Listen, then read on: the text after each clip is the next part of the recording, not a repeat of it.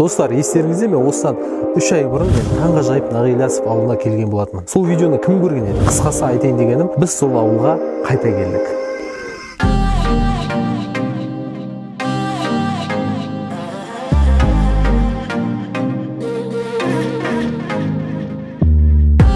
Иә, шыны керек, бұл жол мен кішкене таңғалудамын. Себебі ауыл одан бетер көркейген, одан бетер гүлденген.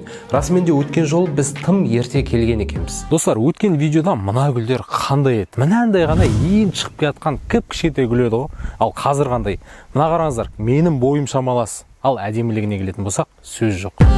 Үйленейін деп жатқан жұптарға лайфхак. Фотосессия жасау үшін әдемі жер іздеп, Қызылорда облысының ана жағына, мына жағына бармай, немесе Шымкентке кетіп қалмай, одан да Нағилясовқа келіңіздер. Бұл жақта фотосессияға керек локациялардың барлығы бар.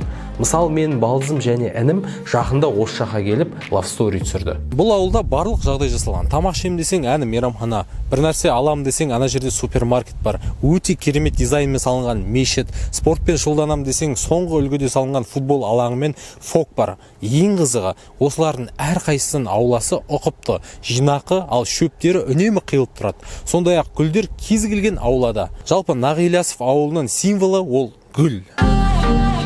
Расымен, бұл ауыл гүлге бай. Өткен видеода көргендей, бұл гүлдердің өсуіне көп адамдар атсалысады. Жалпы гүл ол қымбат ләззат, ал гектар гүл егу ол миллиондаған ақшаны талап ететін ләззат. Бұдан туындайтын сұрақ: бұл ауылда жыл сайын осылай көркейтуге ақша қайдан? Біз өткен жолғы видеода бұл ауылға кім демеушілік көрсететіні жайлы зерттемеппіз. Халықтан сұрап көрейікші, Нағилясов ауылының осылай болып тұрғаны кімнің арқасы екен? Бір сұрақ қойып, Нағилясовтың осындай болуы кімнің арқасы? Бұл Абзал компания президенті Абзал Ералиевтің арқасы. Сол кісінің арқасы? Иә, сол кісі істеген бәрінде осыған. Осыған ақша қойып істеп жатқан сол кісі бәрін. Керемет аға, рахмет. Бұл Абзал және Мағжан компаниясының арқасы. Түсінікті. Абзал және компания толық серіктестігі Қызылорда облысы Сырдария ауданы Нағилясов ауылдық округінде 4000 гектардан астам алқапты күріш егеді. Жыл сайын компания 25 000 тоннадан астам таза сапалы ақ күріш өндіріп, Қазақстаннан бөлек көптеген мемлекеттерге экспорттайды. Біз Нағилясов ауылын түсіруге келгенде дәл күзгі егін жинаудың ашылу салтанатына түстік. Онда Абзал және компанияның негізін қалаушы Абзал Ералиев ағамыз, Мағжан және компанияның жетекшісі Мағжан Ералиев, сонымен қатар Сырдария ауданының әкімі де қатысты. Мен өзіме процесс қызық болды, және де менімен бірге шетелдік мамандар да қызығып қарады. It's very amazing for me because we don't have rice in Germany and we don't have not such opening for harvest in Germany. They start as they can, but here it's an event, I think, for the people that they enjoy with all the stuff of rice harvesting. 오늘 이 큰 축하 행사에 모든 분들이 축복을 빌면서 올 농사의 풍년을 기원하면서 좋은 결과가 있을 거라고 믿습니다. Қысқасы, бірінші күріш егіледі. 4 ай бойы қаралып, қыркүйек айында орақ салынады. Содан кейін орылған күріш қырманға төгіледі. Қырманнан күріш тазартылып, қалаға күріш ақтайтын зауытқа жіберіледі. Сөйтіп күріш Абзал және компания заманауи зауыттарында ақталады және брендтік қаптарға қапталып, клиенттерге жіберіледі. Вуаля! Енді бұл видеоның тақырыбы Нағилясов ауылы жайлы болғандықтан тақырыптан ауытқымайық. Егер де күріштің қалай терілетінін, қалай өңделетінін, қалай қапталатынын басынан аяғына дейін көргіңіз келсе, комментке күріш жайлы көргім келеді деп жазыңыздар. Сұраныс көп болса, мен күріш жайлы арнайлап шығарамын. Ал әзірге негізгі тақырыпқа оралайық. Жалпы Нағи ауылы осындай көрікті оазис болып тұрғаны кімдердің арқасы екенін білдіңіздер? Дәл осы сәтте Мағжан және компанияның жетекшісі Мағжан Ералиевтен сұхбат алудың реті деген ойдамын. Абзал және компания толық серіктестігі осы біздің Сырдария ауданы Нағилясов ауылында үлкен қоғамдық жұмыстарда жасап келеді. Яғни тек қана күріш егумен, күріш өсірумен, күрішті сатумен ғана айналыспай, осы өзіміздің туған ауылымыздың халқының жағдайын жақсартуға үлкен жұмыстар жүріп жатыр. Яғни соңғы 3 жылда осы компаниядан 1 миллиард қаражат бөлінген болатын. Ералиев Абзал Жұмашұлы осы компанияның құрылтайшысы. Ол кісі өте гүлдерді, гүлденген жерлерді десем болады, өте қатты жақсы көреді, аса көңіл бөледі. Сол кісінің арқасында біздің осы Нағи ауылының жерлері қазір таңда әдемі гүлденіп жатыр. Гүлденуге тағы бір себепкер болып отқан бізде Батыр деген ағамыз бар. Сол ағамыз осы гүлдердің дұрыс өсуіне, дұрыс қоректенуіне және әдемі болып шығуына осы кісінің де бірталай көмегі тиіп жатыр.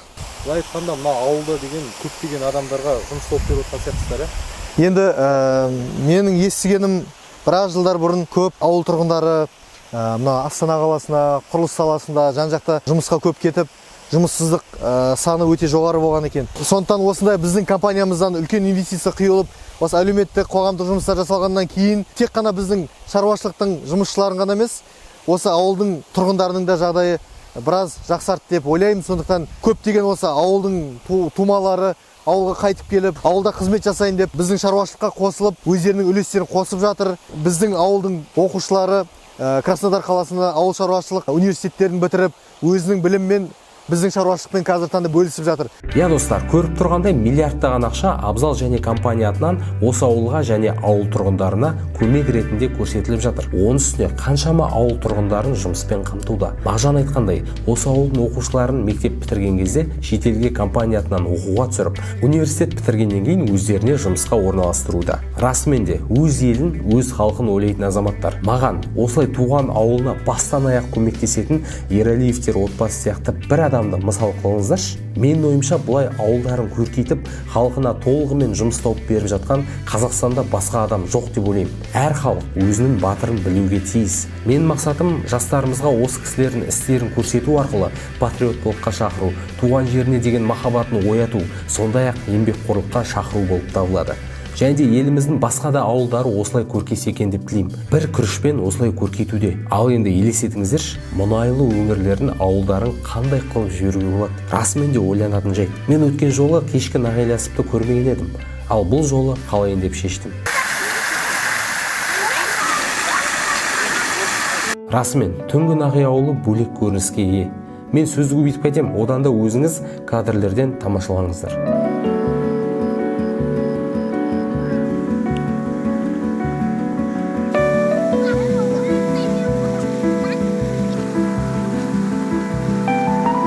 Жалпы осы видеоны ең соңына дейін көрген көрермендер болса, жалпы енді барлығын көріңіздер ғой соңына дейін. Сізге сұрақ қояйын. Осы Нағилясов ауылына көшіп келер ме едіңіз? Жауапты комментарийге жазыңыз.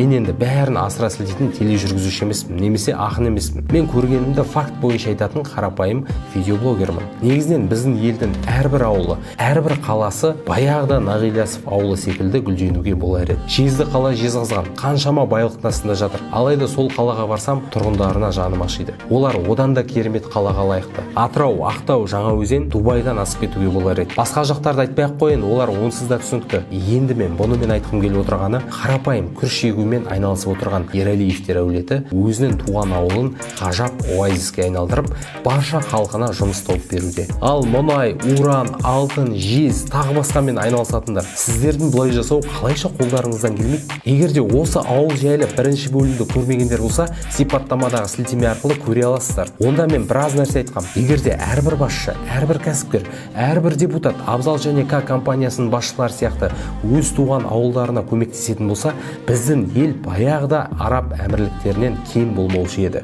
Барлықтарыңыз осы кісілерден үлгі алыңыздар. Жақсы нәрсені көрсете білейік, жақсы нәрсені бағалай білейік, құрметті көрермендер.